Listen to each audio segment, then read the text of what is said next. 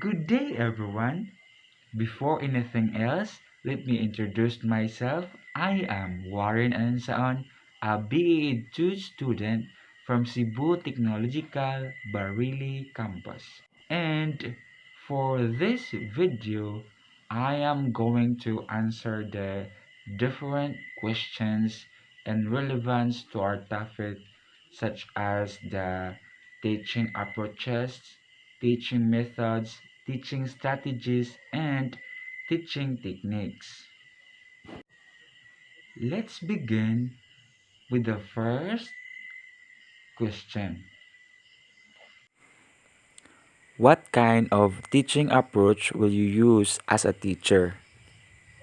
For me, the teaching approach that I will use as a teacher is the constructivist approach.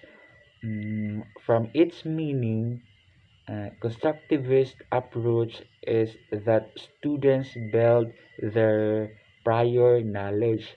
This type of teaching approach is very much effective for me, in which as a teacher I am able to assess my students how to learn by giving them some activities or practices where they can develop and improve their skills when it comes to rational thinking.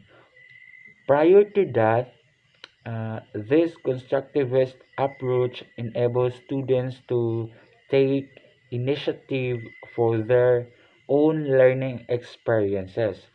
All in all, this constructivist type of teaching approach is indeed effective because there is an interaction between me as a teacher and towards the students by letting them express their own experiences as they become responsible and independent learners in a learning process.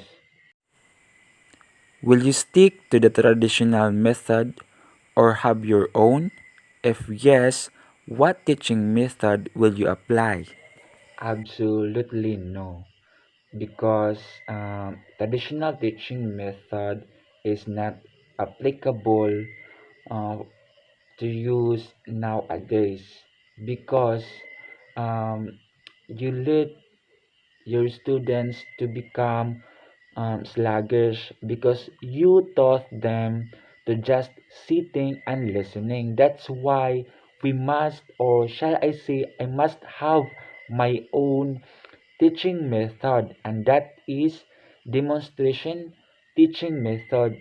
This uh, teaching method can probably catch the attention of my students, where in fact I let my students to become more responsible and independent learners.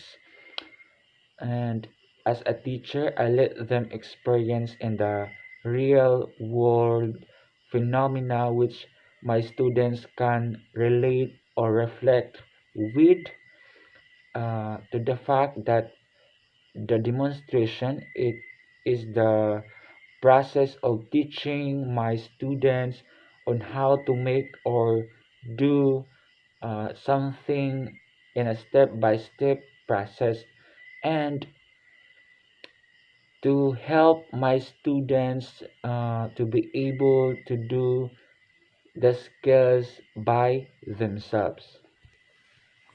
What strategy are you going to use if the topic is drug use and abuse? Explain how will your strategy be enough to explain the topic drug use and abuse and achieve the goal. For me, the strategy that I am going to use is the think, pair, and share. This strategy is harmonious to achieve the goal in discussing the topic entitled drug use and abuse. Before I start doing the said activity or strategy, maybe I should give a short overview about the topic. After that, I can start to do the activity or strategy, and that is the think, pair, and share.